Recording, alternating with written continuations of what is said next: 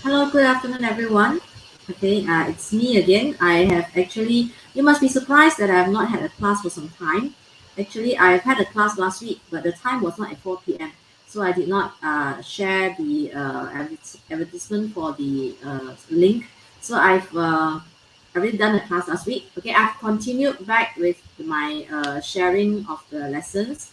At that time, for about a month, right, I was busy with marking some exam papers for the exam in school. So I was busy. So therefore, I was not able to have any class. Okay, so I'm now back to hopefully to help you to understand certain topics in your Home 4 biology lessons. Okay, today we are going to do chapter 8. Okay, which is last week my lesson was on fermentation. So this week is on chapter 8. All right, so I'm going to share screen now. Okay, I hope you can see this. So I do not know who is with me here. Okay, let me just check the comments. Okay, hope you can see. Oh, Hannah, hi Kenneth. Okay, Kenneth, nice to see you here. Okay, so thanks for watching. So this is chapter 8. So I'm going to it's a very easy chapter to understand actually. Okay, so we're going to compare the respiratory system between among different organisms. Only to be specific, there are 4. So we're going to talk about the insect, then the amphibian, which is the frog, then fish, and also the human.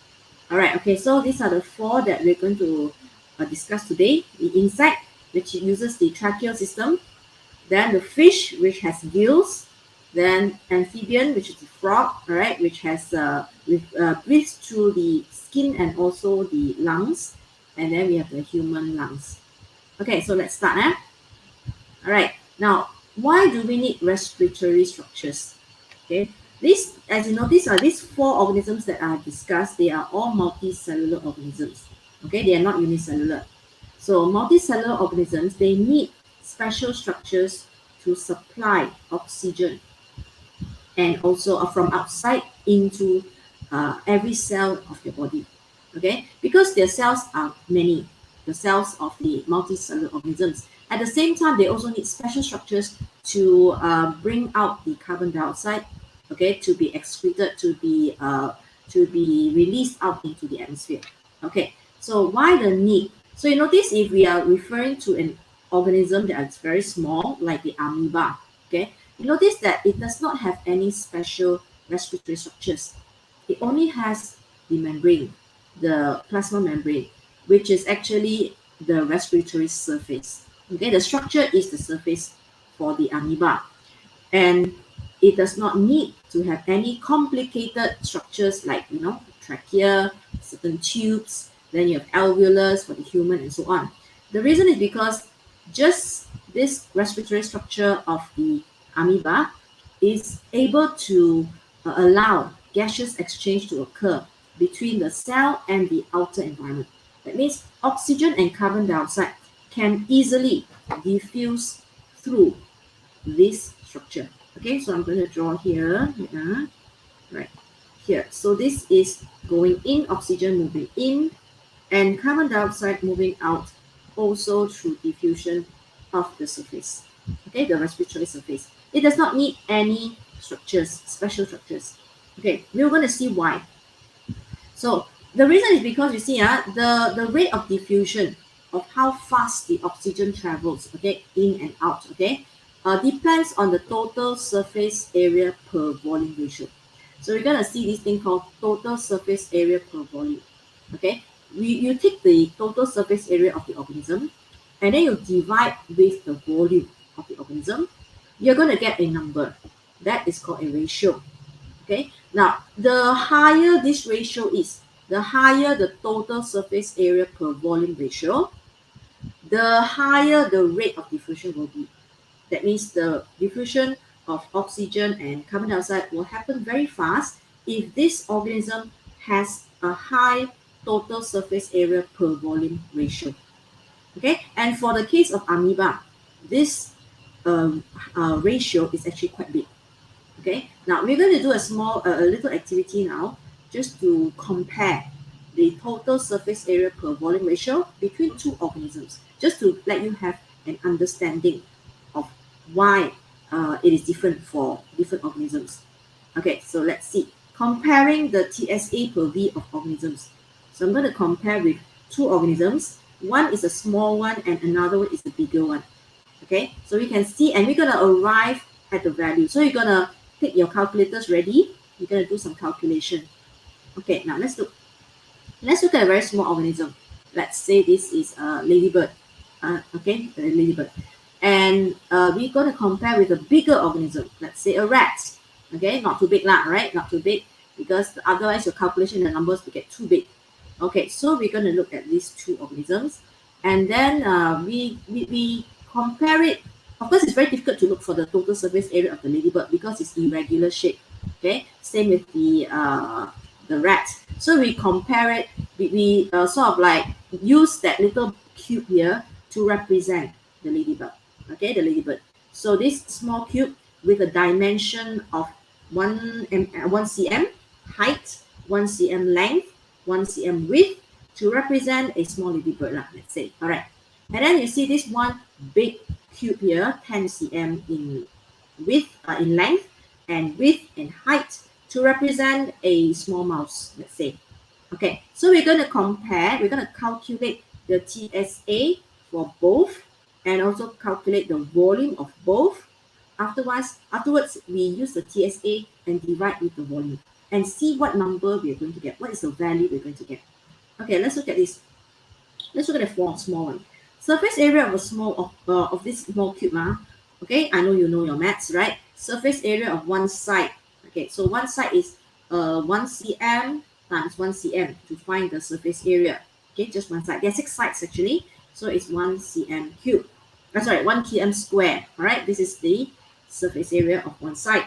Then we go on to 6 sides. One whole cube here has got 6 sides. So the total surface area, TSA, is 6 times 1, correct? Because there are 6 sides. So we've got 6 cm square. Now, let's look at the volume. Volume of a small cube, you've got to take the width times the height times the length, right? Length, width, and height.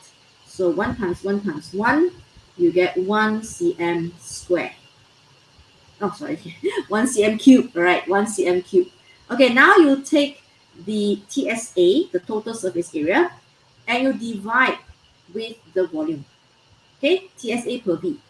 Go and take the 6, right? 6 cm square, divide by 1 cm cube. Okay, your volume is cm cube. And your answer, 6 divided by 1, you're going to arrive at 6 per cm square. So this is your TSA per V ratio for the small organism, represented by a 1 cm cube. 1 cm cube, all right? 1 cm dimension cube. Now we do the same for the rats. We assume it's much bigger, about 10 times in linear length. Okay, so now we look at surface area, one side of the big cube, 10 times 10, which is like 100, okay? Cm cube.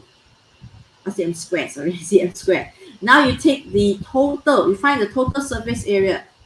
Total surface area is going to be, okay, academia, already gone, I already done the calculation. That's for the, yeah, correct, good, very good. So you've gone ahead, you've gone ahead, you know how it works. So TSA per V, TSA is 600 because there are 6 sides. Then you look at the volume is 10 times 10 times 10, which is 1000 cm cube. Now this is wrong, cm cube, I made a mistake here. So this one should be a cube, all right? Okay, and then you take your TSA per V, divide by V, your TSA divide by V, you get 0.6. Your answer, 0.6 per cm. So you can see here the difference is in the number, the value. For a small organism, the TSA per V is, you see, is 6. But for a larger organism, the TSA per V, it's even smaller, 0.6. So here you can see a pattern. If you are looking at the TSA per V of an elephant, it's going to be even smaller than this. So here you can see the bigger the organism, all right, the smaller the TSA per V will be. That means the diffusion will be not effective. Because we said, just now we said the effectiveness of the diffusion is dependent on the TSA per V. If the higher the TSA per V, the more efficient is the diffusion. So here, if you look at a big organism, your TSA per V is actually a very small value. So if the diffusion rate will be very slow. That means it's very difficult to make sure your oxygen arrives into the center of the body, because the body is round, the body is big.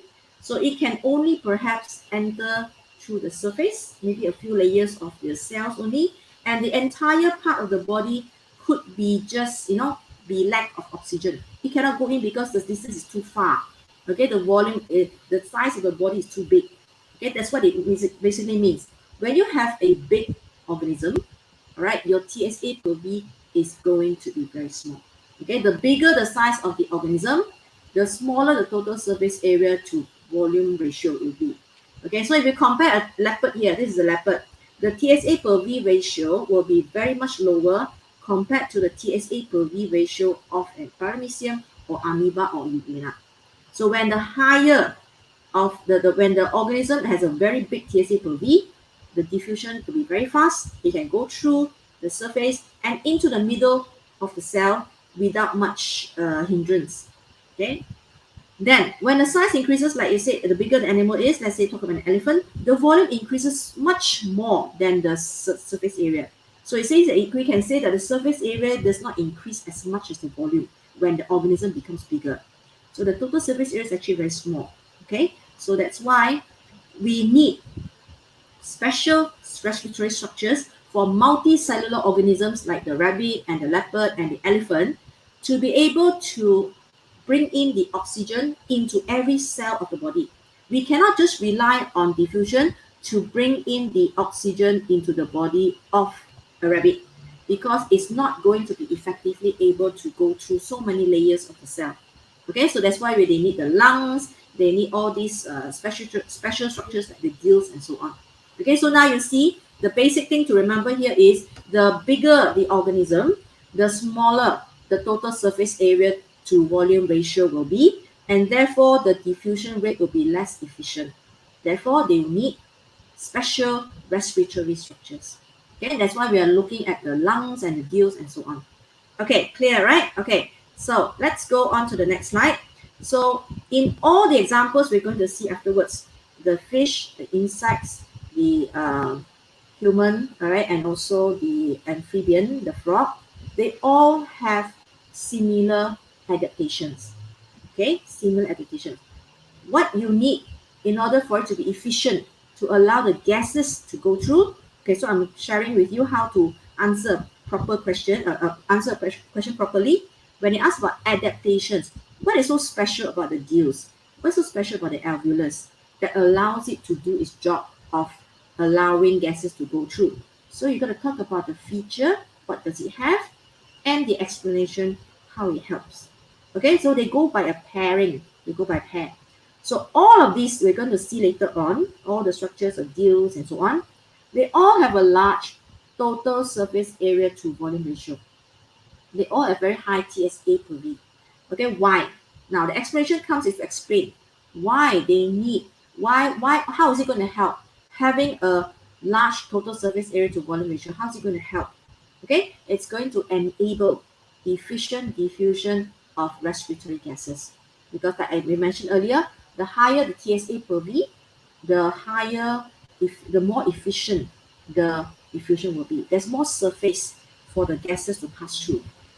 Okay, second feature, there are four. The second feature is you need to have the membrane, whatever membrane that goes through, allows the gases to go through, it has to be very thin. It has to be thin, or you call it one cell thick. One cell thick does not mean it is thick. When we say one cell thick, it means the thickness is like one cell. And the one cell is actually a very small dimension. That means it's a very, very, very short distance. So it means thin. When we say one cell thick, it means it's thin. Okay, so the membrane has to be very thin to be able to allow the gases to pass through. Okay, so explanation to allow the diffusion of respiratory gases to occur efficiently. So when the membrane is thin, the gases can go through very fast. It doesn't have to go through many layers or very thick layers. If it's very thick, it will be very difficult to pass through. All right. Okay. So let's go on to the next one. Right. Next, third one. Yeah. Okay. Let's go to the third one. Moist. All the respiratory membrane we're going to see later have the same feature, which is moist. Okay. For the fish, of course, it's moist because it's in the water. Okay. Even though if it's not for organisms that stay in the water like humans and frog or even the insect, the surface of the membrane, the membrane that allows the diffusion, is always moist. Now, what is the explanation why you need it to be moist? Why do you need to have a layer of water? It is to enable respiratory gases to dissolve and diffuse. So here you add in another word, because moist, having water, allows it to dissolve. Okay, dissolve first. The gas has to dissolve first, and then only it can diffuse. So the word dissolve has to be there. Okay, if you just say moist to allow it to diffuse efficiently, you may not get your full marks there. Okay, so you have to say moist and then able to dissolve the gas first. After dissolving, then it will diffuse. Okay, so you need to have that two special words there.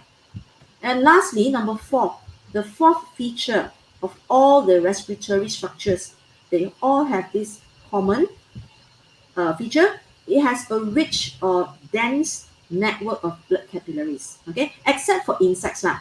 Insects, in the body there's no blood, right? It does not use the what you call the tubes. It does not carry the body fluids. You call it hemolymph, does not carry oxygen. Okay, the oxygen is directly supplied to the body cells through the tubes called the tracheoles. So here you want to mention about insect, you must not mention the fourth one, which is rich or dense network of blood capillaries. That one is only for the fish, the human lungs, and the amphibian. Okay, so what is the explanation why you need this? To transport, to enable efficient transport. This one is not for diffusion. You must say transport, because blood is to transport the oxygen. Blood is to transport the carbon dioxide. So you say to transport or to deliver the respiratory gases efficiently. So you can see all these words that you need to put in your answer so that you can get your marks. Okay, as much as you can, right? You don't lose marks here and there. Okay, so let me go on. I know there's no question in the chat, so I will move on. All right, now we're going to start with the insect respiratory structure and the adaptations. For this topic, usually the questions they ask you for SPM is explain the adaptations. So when you talk about adaptations, you need to talk about the feature and the explanation. Okay, afterwards I'll show you again, specific for every structure. So here for the insect, they use the tracheal system. Okay, tracheal system. So some books will say tracheal system without the L. It's okay lah, because when you put the L there, it's an adjective. It shows the correct English and the correct grammar to use is tracheal system. Okay, if you put tracheal system, I think it will also be acceptable. Okay, so you see in the body of the insect, there's a series of tubes. Okay, that tube is actually to carry respiratory gases, the oxygen and the carbon dioxide. So here the system is called tracheal system, and it's connected to the body, okay, to the side of the body through a lot of holes there. The holes are called spiracles. So there are small pores on the thorax. Thorax is the middle part here. You see the body of an insect is divided into 3 parts. I think you know that. You have the head. This is the head. Then you have the thorax. And the last part here is the abdomen. So that's why you call it insect.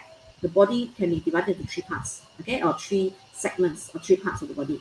So the small pores are called spiracles, and this is the connection where the air, the air goes into the body through these pores or through this hole here.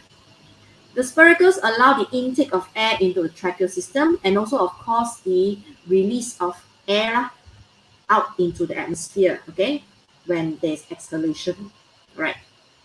So you can see that inside this trachea, after the trachea, you have a series of tubes called trachea. And after that, it will branch out into smaller tubes called tracheoles. Okay, see that word tracheole? So trachea branches out to form finer tubes called tracheole. And that is the respiratory surface. So the diffusion of gases happen on the tracheal surface. So the surface oxygen will move in, oxygen will move out of the tracheole, and carbon dioxide will move into the tracheole. Okay, clear, right? Now let's look at the tracheal system. So what adaptations, to be specific, okay, for this insect? So you only talk about three because you can't talk about the blood capillary system. Okay, it does not deliver oxygen. It doesn't have blood also. So the first thing is F. Okay, F I refer to the feature. So it has a large number of tracheoles to provide a large total surface area. So the first point that we saw just now was the total surface area. How is the insect going to make the total surface area? How to increase it? The increase is by having a lot of the tracheole. When you have a lot, the area will increase. Okay, because the tubes, as the number increases, of course, it has tubes, and the surface, so the surface will also increase. So it has a large total surface area because the number of tracheoles are very big. Okay, and this enables the efficient diffusion of gases. So this one will pair up together. When you talk about the tracheole, you have to talk about efficient diffusion because total surface area increases. Okay, so there's one pair of the adaptation. The second one, you talk about the tracheal wall. Okay, we're talking about it having one membrane, or I mean a very thin membrane. So it's thin, or it's called it one cell thick. So the thickness of it is so thin that it's only one cell in dimension, the thickness. So this is true. Why you need it to be thin? So that it can allow the oxygen and carbon dioxide gases to diffuse efficiently or quickly into and out of the cells. So you need to write the word efficient, okay? Because if you don't write, then the meaning is not there, because you have to say you want to increase it. The adaptation is to make it better, to make it more efficient. So oxygen can move in and out very, very fast because the membrane is very thin. Okay, lastly, one more. There are only three. The tracheal wall is moist. Okay, so even though they don't live in the water, but in the body of the insect, there's liquid there. So on the tracheal wall is covered with a layer of a film of water or layer of moisture. So that is to allow respiratory gases to dissolve and diffuse efficiently. You need to write these words. So especially for the moist, you have to say dissolve. With the moisture there, then the gas can dissolve. Only then it can pass through or can diffuse through. All right, okay. So that when the question asks you for explain the adaptations, or what are the features, or what's so special about, let's say, the tracheal system. So you have to talk about this in pairs. Okay, first is the total surface area. Then you talk about the thin surface. The third one is talk about moist. Okay, next one. So air sacs, they also have this air sacs. Sometimes you have this air sacs also at the trachea side here. It is to act like a pump. So it speeds up delivery of the gases in moving in and out. It's more efficient when you have this air sacs here. Okay, so this is how the insect breathes in and breathes out. Okay, afterwards we're going to look at the inhalation and exhalation mechanism. So this is actually 8.2, but I put it together. Okay, I will explain one organism and talk about the breathing mechanism first. Then after that, I'll finish one organism and go on to another one. Okay, we have to explain. This is what the question can ask you is how to describe the breathing mechanism of insects, okay, or grasshopper. When I ask you for breathing mechanism, you're going to talk about inhalation and exhalation. What happens during inhalation? Okay, how it makes the air go in, and exhalation, what happens in the body to make the air go out. Okay, so first thing is, okay, whenever we talk about inhalation, exhalation, you have to talk about these two principles. Okay, very important is about the volume of the body, or the volume of the cavity here, and also the air pressure inside the body. So when you want to bring in air, okay, the volume have to increase. there must be some kind of mechanism to allow the volume of the body to increase. So because when the volume increases, the air pressure inside the body will decrease. This is a physics law. Okay, when you have the volume increase, the air pressure will decrease.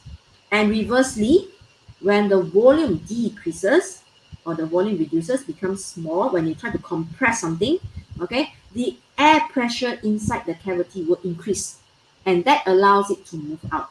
So for inhalation, you're trying to create an area that is large, or the volume increases, therefore the air pressure will reduce, and you will make the air move into the body. That's how you do it for inhalation. Okay, let's look at the details. Number one, how to make the body volume, okay, or the volume increase on the cavity. So it has to relax, the abdominal muscles to relax.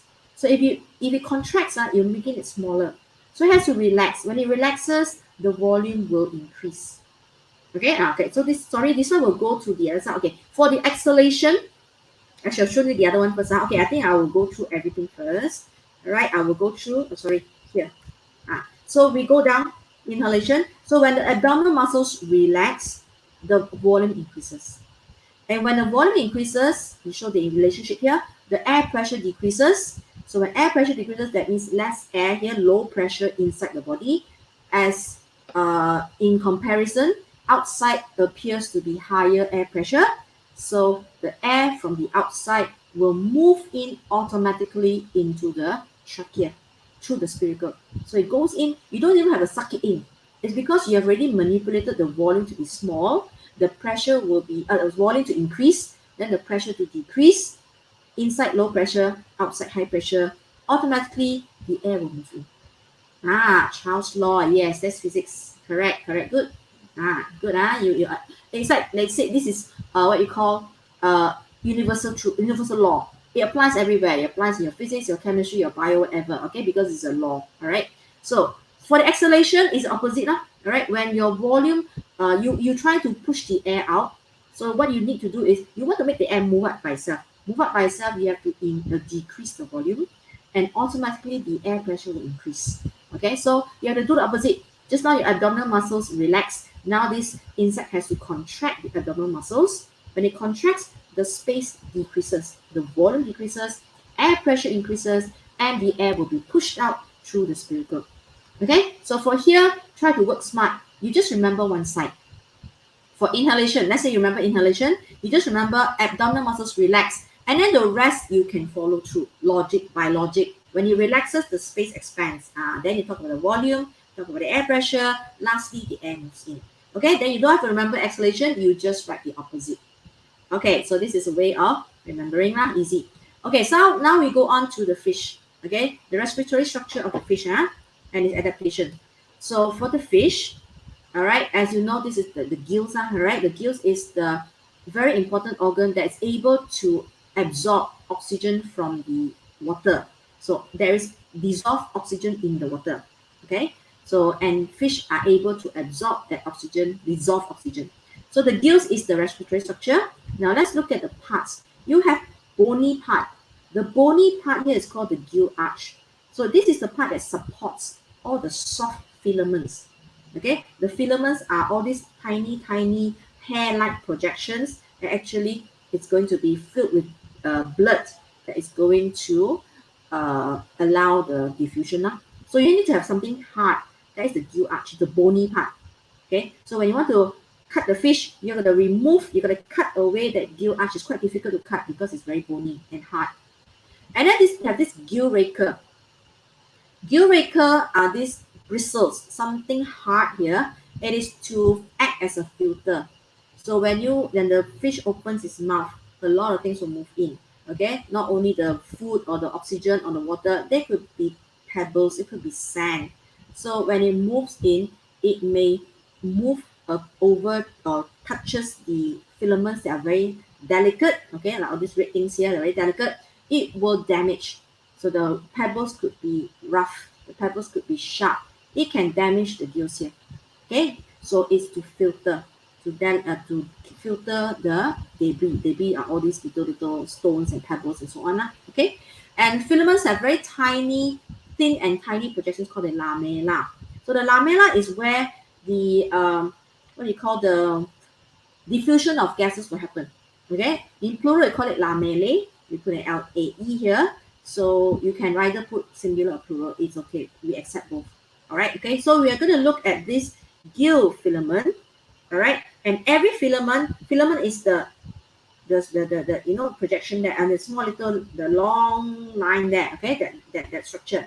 And then lamellae is actually even projections. And you can see here clearly the lamellae is the further projections from every filament. So that increases the surface area, the total surface area. So now we talk about adaptations. Again, we have to make sure the surface area is large for all the animals when you want to talk about diffusion.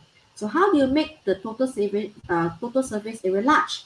You have your lamella, your millions of it, okay, thousands of it, maybe thousands of it, all over the place.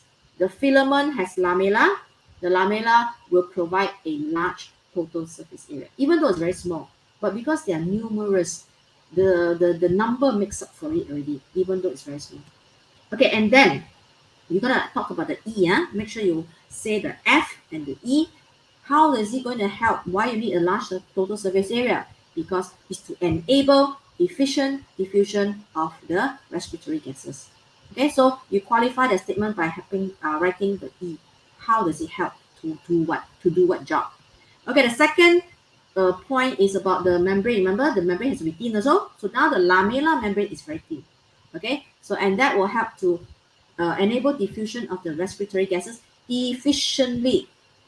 It's not enough just to say diffusion. You must say efficiently. Okay, number 2. Number 3, next one. Next one is referring to the rich network of blood capillaries. Okay, it has a lot of blood there. You can see the gills are always red. Okay, unless of course the fish is dead for a long time. Right, it may die, it already dead and the color drains off. But this one, if it's red, it's always red, should be red, because there's a lot of blood vessels supplying blood to the lamella. You can see the structure here. Okay, to enable efficient transport, because blood capillaries is to move it away, move the oxygen away. So delivery of respiratory gases. So you say the word efficient. Efficient delivery, efficient transport of respiratory gases. Okay, and one more. Okay, moist. Moist, of course, is moist because they live in aquatic environment. You may want to write it. Better to write it also lah. You will make sure your points are full lah. Okay, because they live in aquatic environment, the gills are always moist, and this allows respiratory gases to dissolve and diffuse. Remember the word dissolve. Everybody starts writing diffuse. They always forget to write dissolve. You have to write dissolve to talk about the moisture. Okay, moist level. The membrane has to be moist. Okay, so we are finished with the adaptations of the gill. Let's look at the inhalation exhalation mechanism of. Sorry, one more thing. There is one special what we call mechanism in the fish here. We call it counter current exchange mechanism. Counter current exchange mechanism. Okay, now this one you don't have to be too specific. What it means by counter current exchange mechanism is you notice the flow of water. Okay, so when water moves through, it comes into the mouth and it actually goes one way. The water that you want to expel, the fish want to expel, it doesn't go out through the mouth. It goes out through the operculum, which is at the back. Okay, this operculum is the gill cover that covers the filament, covers the gills. So you want to check if your fish is fresh, you normally open the operculum and see the color of your gills. Okay, that's operculum, and you can flip it open. Okay, and then you close it back. So here, the water, you see the direction of water, you can see clearly that the water moves in this way. And for the blood that is coming through the lung is deoxygenated blood. You will see that the oxygenated blood, you can see over here, it goes in this way. It goes through this way. It actually goes through the opposite direction. Okay, I changed the color. Opposite direction of the flow of water. So water goes in this way. If you look at my hand this way, and the blood will go rush in the other way. It is purposely designed in that way. It's called a counter current exchange mechanism. They found that it is more efficient for the oxygen, or it's more efficient to have to absorb the oxygen that way. In this counter current mechanism, there is going to be a consistently concentration gradient all along the blood vessel. So that means efficiently it can absorb as much oxygen that it can. If it's the opposite, let's say it's not counter current, let's say co-current exchange mechanism, let's say, where the blood flows one way like this, okay, and the water also this way, same direction. Okay, that is called co-current. So water, blood goes in this way, goes through this way, and the water goes in this way. It is not so efficient. At the end of it, after the water flows out, there is still a lot of oxygen in the water that is unabsorbed, not able to be absorbed by the blood. Okay, that means you didn't maximize the ability to absorb oxygen if there's a co-current exchange. If it's co-current, that means both flowing through the same direction. If you go like this, all right, you can absorb almost all, okay, almost all, I won't say all, almost all of the, I would say maybe at least 80 to 90% efficient to absorb most of the oxygen in the water. Okay, so because the concentration gradient is being, it is maintained throughout the entire flow. Okay, you don't need to be specific about this. You just say that as the oxygenated blood flows through the blood capillaries, it encounters water with a higher oxygen content flowing from the opposite direction. So this makes this mechanism enables maximum absorption of dissolved oxygen in the water. You don't have to talk about the mechanism in detail. You do that when you go to Form 6.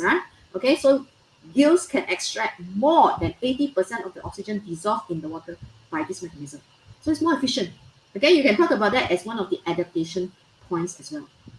Okay, so now we talk about inhalation, exhalation. Okay, breathing mechanism of a fish. So water flows in through the mouth. Okay, so you have the mouth and the operculum. Operculum is that flap there that is under. Now this is cut. The picture here shows a cut operculum. The operculum has been purposely cut to expose the gills. Okay, so now it has that. And the ventilation takes place when the fish swims by opening and closing the operculum and the mouth. That's how you can see fish always open its mouth, open, close, open, close. This is to allow the air and water to go in. Okay, if you don't open the mouth, there's no way the air can go in. I mean, the water can go in. Okay, so this pushes water into the mouth and passing through the gills, and it goes out through the operculum. So it's one way, one direction. Okay, so the air filters in and it goes out the other way. Okay, let's look at inhalation and exhalation. So inhalation, like I said, the principle is always the same. The Charles' law. Okay, like Kenneth says, Charles' law. Your volume has to increase in order to make the pressure decrease, and that will allow the water to move in. So you got to increase for inhalation. You have to always increase the volume. Increase the volume, the pressure decreases, water moves in. Okay, so inhalation, the floor of the buccal cavity is lowered. Now it's like the floor of the mouth there. It's called the buccal cavity. You call it buccal cavity. Yeah. So that has to be lowered. It goes down. So when it goes down, the volume of the opercular cavity increases. The bigger, because it goes down, the space is bigger now, and that causes the pressure to be lower. So the air pressure inside here will decrease. And when that happens, water containing dissolved oxygen will enter the mouth. Of course, during inhalation, the mouth has to open up, right? The water will go in. And exhalation is the opposite. Okay, you need to push out the water, but not to the front, you go to the back. So you have to increase the volume. You have to increase the pressure. And how to increase the pressure?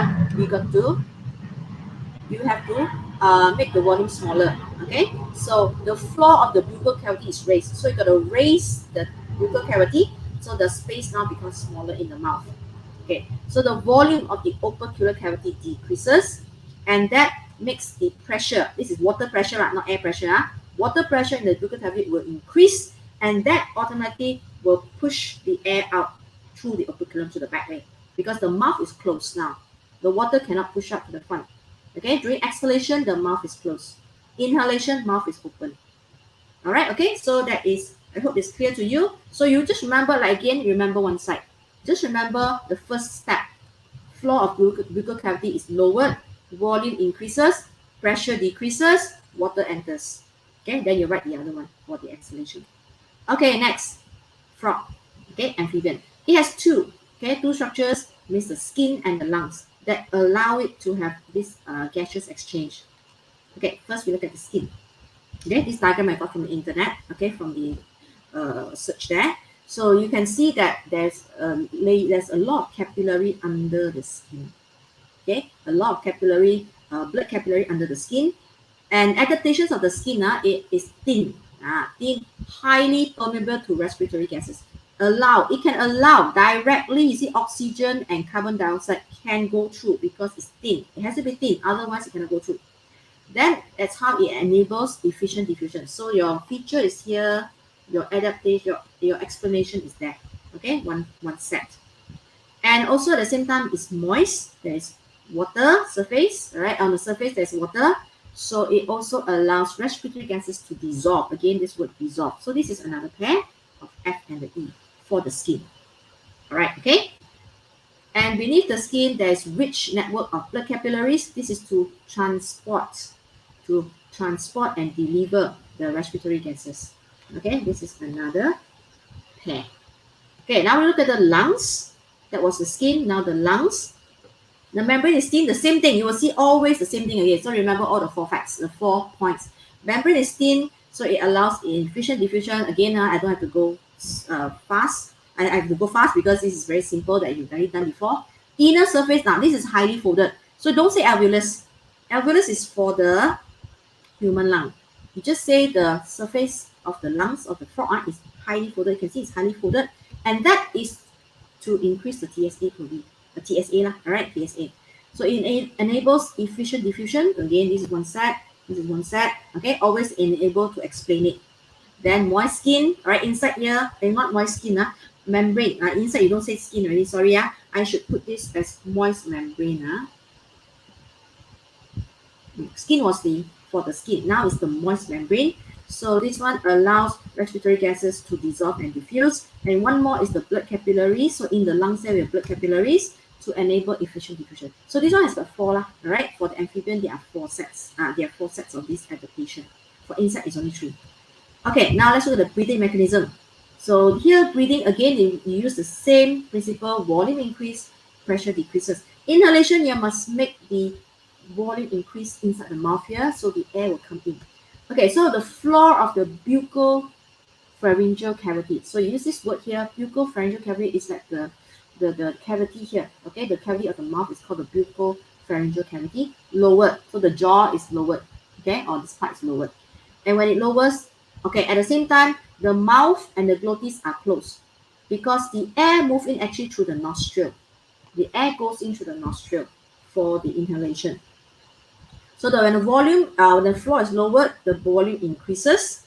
When the volume increases, the air pressure in the cavity decreases, okay, and therefore air enters through the nostril, okay, when air enters. So now when the air enters, you have to push the air into the lungs. So the glottis is this part that separates the buccal pharyngeal cavity and the lungs. So now at the moment it's closed, okay, closed because you want to trap the air in the buccal cavity first. Now you need to push this air into the lungs, so this glottis will open. When glottis is open, you have to how to push the air. Your floor of buccal cavity will be raised. When it raised, the volume decreases, pressure increases, so the air is pushed into the lungs. Okay, that's how it's like 2 steps. One, air go into the mouth first, the buccal pharyngeal cavity. Then after that, from the buccal pharyngeal cavity, this air is pushed into the lungs. Okay, it's like 2 steps. Okay, so that's inhalation. Now exhalation, the lung of the amphibian has lack of elasticity, elastic. Okay, so when the air moves in, all right, it will recoil. So that means it will have, once it expands, it will relax back. And also abdominal pressure helps the lungs to contract. Okay, so now the air is moved out. Okay, you can see here, this is your lungs. Now the glottis has to open because the air has to come out back to the buccal pharyngeal cavity. So the air exits the lung, enters the buccal pharyngeal cavity, and then the glottis closes because you don't want the air to go back into the lung. Okay, it closed already. So now the air is in the buccal-pharyngeal cavity. Now how are you going to push it out? You need to use the buccal-pharyngeal cavity. You raise it. So the air is inside here. You raise the buccal-pharyngeal cavity, and now this increased pressure will push out the air. Okay, air pressure increases. Now the nostril opens and the air moves out through the nostril. All right, okay, so you can see the mouth doesn't open. It is the buccal-pharyngeal, the floor that goes down and goes up. So you can see the frog normally they will have this part here bloated up. It's the bringing down their buccal-pharyngeal cavity is to allow the air to move in. Okay, clear? All right, I think this is very simple. Nobody asked questions here. It's very simple. It's just the remembering part that's difficult. Okay, so last part, human now. Okay, adaptations, again, the same old thing. So I got to go fast. Alveolar wall. Now, this one you must say alveolar wall. Okay, the membrane is correct. Membrane, you can say alveolar membrane, but you cannot say alveolus is thin. Okay, I've marked it wrong before for my students. So if you say alveolus is thin, is wrong because alveolus is a round structure. You cannot say the alveolus is thin. Alveolus is like a round, a sphere. You're talking about the wall that is thin. You're not talking about the alveolus that is thin. Okay, so you have to use the word wall. So I underline it as wall. Clear? You have to say wall. You don't say wall, you may risk losing your marks. So you say wall is thin or one cell thick. Again, that is the F. You pair it with your E. Why is that important? How is it going to help if it's thin? It is to allow efficient diffusion of gases. Because when it's thin, diffusion happens very quickly. Okay, the second feature. You need to talk about the TSA. Everywhere you must say the TSA. TSA increases. Okay, how do you increase the TSA? When the alveolus is so small, the surface area must be very small, right? But it makes up for it by having millions of alveolus. Okay, being small is not a problem. But if you have millions of it, you take all the surface area, you add up together, it will make up a number. So even though it's small, doesn't matter because you have millions of alveolus. You have about 400 million in one lung itself. Okay, and that increases the TSA per V. And how does it help? It enables efficient diffusion of gases also. Okay, say efficient diffusion of carbon dioxide and oxygen. Okay, number 2. Number 3, talk about the moist alveolar wall. Okay, you don't say the alveolus is moist, you say the wall is moist. So again, the key word, magic word is to enable the gas to dissolve first, then diffuse. Allows respiratory gases to easily dissolve and diffuse through the wall. Okay, next one. Lastly is about the blood.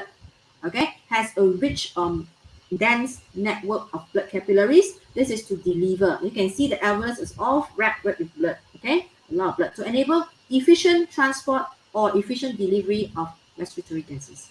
Okay, there you have it. It's the same thing, right? 4 features. Okay, now inhalation. Okay, same thing like the frog, same thing like the fish also. You make sure that your volume has to increase, and by knowing this principle, it's easy for you to write. You need to make sure you want the air to move in, you got to increase the volume, and that will cause the pressure to decrease. Okay, first of all, how do you make the volume increase? 2 muscles there, 2 sets of muscles. The first one is intercostal muscle. Okay, you've learned it in Form 3. Intercostal muscles, they are actually two different. One is external and one is internal. So you need to remember the one first. External intercostal muscle contract. Okay, contract. And then when this one contracts, the other one, which is internal intercostal muscle, they will relax. So they work antagonistically. It's opposite. When one contract, the other one has to relax. Okay, later you'll see more clearly in chapter 14 when you talk about muscles. Okay, they work antagonistically. That means opposite. One contract, the other must be relaxed. And when that happens, the function of this is to pull the rib cage upwards and outwards. So when you move, your rib cage moves upwards and outwards, it's increasing the space. The volume already increased. Okay, so number 1 and number 2, actually number 1 here, the purpose is to increase the volume. At the same time, number 3, right? At the same time, your diaphragm will contract. It goes down. It flattens. You see the diaphragm goes down. When it goes down, you see the whole space also increase. When it goes down, okay, it increase. So number 1 and number 3 here, the purpose is to cause number 4 to happen, which is volume to increase. So then you must talk about it in that sequence. You must talk about intercostal muscles contracting or relaxing. And then at the same time, diaphragm contracting, then only you can say the volume. You cannot start with saying volume. It does not make sense. Volume cannot increase if you don't have your number 1 and number 3 happening. Therefore, this one, a lot of students do not know how to write properly. They lose marks because they do not know the flow. You have to write either the intercostal muscle first or the diaphragm first. Then only you follow through with volume. 1 and 3 causes number 4. Okay, and number 4 will cause number 5, the air pressure. You cannot talk about air pressure first. You must say the volume first. So air pressure comes later. Because the volume increase, air pressure decreases. And lastly, because of number 5, number 6 can happen. Because air pressure decreases inside low pressure. Means comparatively outside is higher pressure. Therefore, air moves in automatically. It is forced into the lungs by itself. You don't need to suck in the air. The air comes in by itself. So this is called passive. It's actually passive breathing. So the air moves in by itself. Okay, clear? You need to remember only. So you see, first, number 1 causes number 2. Okay, at the same time, number 3 will 1 and 3 causes number 4, number 4 causes number 5, number 5 causes number 6. You have to write in that order. Okay, but for diaphragm, you can talk about it first because diaphragm and intercostal muscle action is together. Either one you can say first. Okay, clear? Now, exhalation. Okay, exhalation is opposite. No need to worry. Remember one, you can remember the rest already. So here, the exhalation, you have to make sure that the volume is small, volume is increased, so the air pressure decreases. Oh, sorry, the opposite. That now in external intercostal muscle have to do the opposite, right? Just now it was contracting. Now you have to relax. So the only thing you need to remember is your external intercostal muscle inhalation, contract. Then the rest of it you can write on your own. Okay? Intercostal, internal one will have to contract. Okay, just now it relaxed, now you contract. And number 1, the purpose is to bring goes back normal. Your rib cage will drop down. It goes downwards and inwards. At the same time, the diaphragm will curve upwards. The diaphragm will curve backwards. It will go up. It's like elastic, right? Muscles are always elastic. It goes one way, it goes back the other way. So now it curves upwards. It becomes dome shape. And number 1, number 3 causes number 4. Both mechanisms cause the volume to decrease. And when that happens, the air pressure increases. And that means high pressure inside the thoracic cavity. Outside, comparatively, is lower pressure. The air is pushed out by itself. The air moves out by itself from your lungs. Okay? So it goes out. Because outside is lower pressure, inside is high pressure. Okay, very simple. It's very easy. Just remember, for inhalation, you just remember the external intercostal muscle contract and diaphragm contract. Okay, both also contract for your inhalation. Then the rest you can write your own story. Okay, means you can complete the rest. Okay, right. So again, the same thing. Always talk about this sequence. Do not put the balik. You do not simply start with volume or air pressure. Then you give a big fat 0. Okay. Next one. Comparing. Comparing all these structures of what you've learned. They all have these same characteristics. Large total surface area per volume ratio. Okay. How they do that is because having number, maybe the number of trachea, a lot of trachea, numerous. Then alveolus, you have millions of alveolus. They do that. And that's how they increase the TSA per beat. Okay, they are thin. Number 2, the membrane is thin. Where is it actually? Yes. Okay. It is connecting the bones, your ribs. Have you eaten, Chinese like to eat a bak kut teh. I don't know whether you're Chinese or because I just see Canada, it could be, Indian. I don't know. Whether you try bak kut teh, bak kut teh? Bak kut teh, normally there's one piece of the, what part of the bone that's wrapped with this bone wrapped with a lot of muscles here. It's very nice to eat. Once you will boil it, you stew it long enough, it's all very soft. That is your intercostal muscles. Yes, yes, enveloping, correct, academia.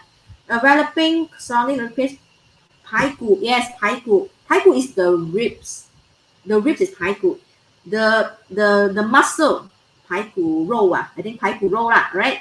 It's what you're eating when you eat a bak kut teh, alright? You eat when your ribs, the pork ribs, you hold the rib and then you bite off the the muscle there, that is your intercostal muscle. So when it contract and relax, it's actually pulling the rib cage. Okay, number 2, thin, one cell thick. Okay, same. Number 3, this is to enable efficient. Number 1 and number 2, the same thing is to enable efficient diffusion. Number 3, moist, again to dissolve and diffuse. All right, and also dense network, except for insects, it is to enable efficient transport. The understanding is there. It's just that we don't know whether you write it correctly or not. So you make sure you pay attention to all these highlighted words. You have to put it in your essay or put it in your answer. Okay, so lastly, okay, we talk about the differences in the structure. The structures are different. Insects, they use the tracheole. Fish is the filament and the lamella. Frog is the skin and the lungs. Human is the alveolus. And lastly, how the large ratio. Everybody has got large ratio. Okay, all these 4 different organisms. But how do they achieve the large ratio? It is through number. Tracheoles, you have a lot. Okay, the number makes up for the surface already. Okay, for the fish also, filaments. Because of filaments are a lot, and on every filament you got some more lamella. So that further increases the surface area. Then frogs, you have the skin, all right, the skin, overall the skin surface, even though it's not, but the blood vessels are quite extensive. Then the surface in the lung is folded. When it's folded, you got more surface. Then humans, large number, 300 to 400 millions of alveoli in just one lung. Okay, so you can see all these features. This is how they increase the surface area. Okay, sorry. So that is my lesson, yeah? Okay, for today. I hope that you have mastered this. I hope you not just understand, you have to master it. So any question that comes out, you'll be able to blast. Okay, you'll be able to score well. Okay, so I shall see you in my next lesson, where I will finish off with chapter 8, which is the gaseous exchange, how it works, and also the diseases related, health issues related to human respiratory system.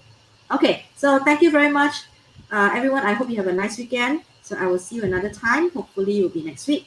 Okay, bye-bye, everyone. Thanks for watching Kenneth and Academia. Okay, bye-bye. See you.